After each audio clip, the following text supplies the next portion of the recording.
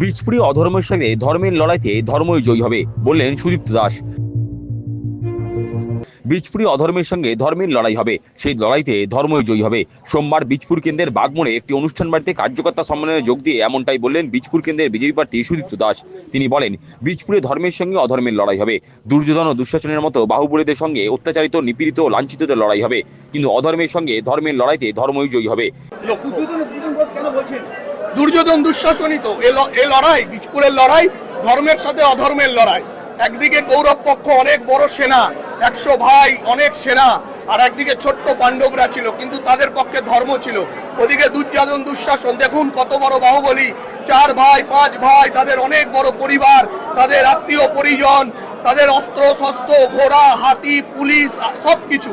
আর আমরা সাধারণ মানুষ, আমাদের সঙ্গে এই সমস্ত মানুষগুলো, আমাদের সঙ্গে এই সমস্ত ভাই দাদারা নিপীড়িত, অবহেলিত, লাঞ্ছিত, এদের নিয়ে আমাদের লড়াই। আর এই ধর্ম অধর্মের লড়াইয়ে ধর্মই জয়ী হবে। এদিন তিনি আরো বলেন, তৃণমূলের বড় নেতাদের দরকার নেই, যারা রক্তঘাম ঝরিয়ে তৃণমূলকে ক্ষমতায় এনেছেন তাদেরকে দলে নেওয়া হবে।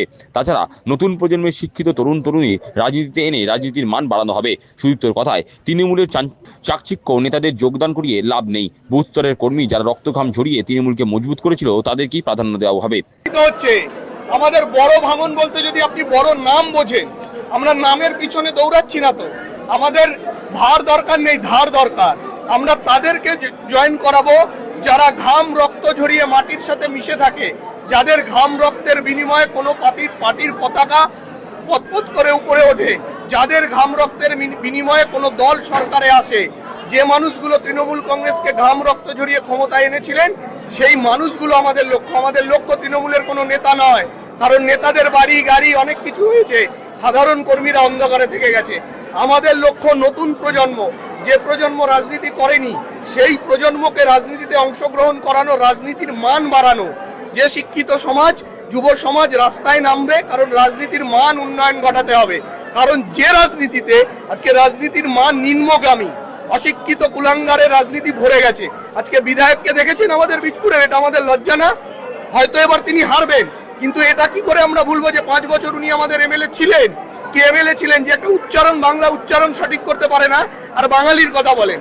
যে হেলমেটকে হেমলেট বলে, দুষ্কৃতিকে দোষীকৃষ্ট বলে, যে মানে উচ্চারণ। আপনারা তো সাংবাদিক, আপনারা মুখ টিপে হাসছেন দেখছি সবাই। এর আগেও এক সাংবাদিক হাসি চাপতে পারছিল না।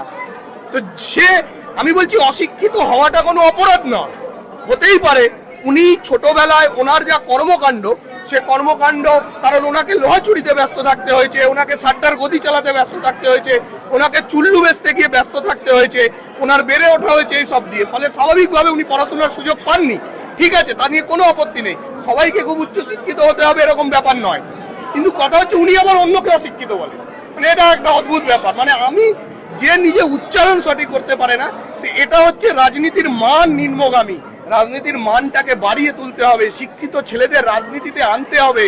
আমরা ওয়েলকাম জানাচ্ছি, ভারতীয় জনতা পার্টি এদেরকে চাইছে। আমরা চাইছি রাজনীতিতেই ভালো মানুষরা আসুন।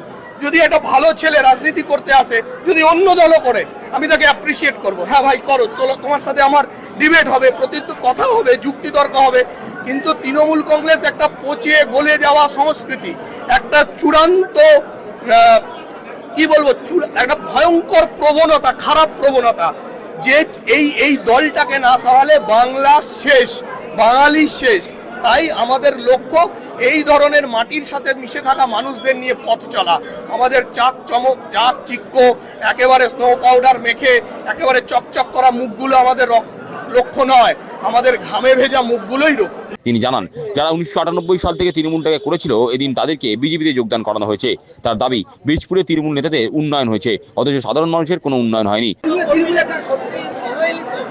সেই জন্য তো আজকে 98 সালের মানুষগুলো জয়েন করছেন, যারা 98 সালে তৃণমূল করেছেন, কিন্তু তৃণমূল থেকে চাকরি চাইতে যায়নি। মমতা ব্যানার্জিকে ভালোবাসতো, সিপিএম এর বিরুদ্ধে লড়াই করেছিল। বললেন তো ওরা, শুনলেন তো আপনারা, যে তারা তো চাকরি চাইনি, কারোর কাছে চাকরি চাইতে যায়নি, কিন্তু তৃণমূল কাদের চাকরি দিয়েছে। এখানে 2016 সালে কাস্তাপাড়া পৌরসভায় যে প্যানেল হয়েছে, দেখুন কারা চাকরি পেয়েছে। সব নেতাদের আত্মীয়, অমুকের অমুক, অমুকের অমুক, তার ভাগনা, তার ভাইপো, তার ভাইজি, এই সব লোক হয়েছে। আমাদের সেসব ঝামেলা নেই। আমি রাজনীতি করতে এসেছি, আমার না ভাগনা আছে, না ভাইপো আছে, না ভাইজি আছে। বাবা মায়ের একটা ছেলে, ইনি আমার কাকু, ইনি আমার দাদা, ইনি আমার ভাই। পরিবারের কেউ কোনো চাকরি পাবে না। যারা রাজনীতি করবে, রাজনীতির লড়াই লড়বে, আগামী দিনে তারা সামনের সারিতে থাকবে। তৃণমূলের নেতারা দেখেছেন না, ধবদুরস্ত পোশাক, চকচকে মুখ, তারা লাভবান হয়েছে। বীজপুরের নেতাদের উন্নয়ন হয়েছে, তৃণমূল নেতাদের উন্নয়ন হয়েছে, মানুষের কোনো উন্নয়ন হয়নি। উক্ত কার্যকর্তা সম্মেলনে হাজির ছিলেন বীজপুরের বিস্তারক মিঠুন বাগচি, বীজপুর মণ্ডল 1, 2 ও 3 সভাপতি যথাক্রমে তুষার দাস, সজল কর্মকার ও অঞ্জন দাস, হালিশহরের প্রাক্তন উপপুরপ্রধান রাজা দত্ত, ব্যারাকপুর জেলার এক্সিকিউটিভ কমিটির সদস্য সন্তোষ রায়, প্রাক্তন কাউন্সিলর বন্ধুগোপাল সাহা, অরিন্দম দে প্রমুখ।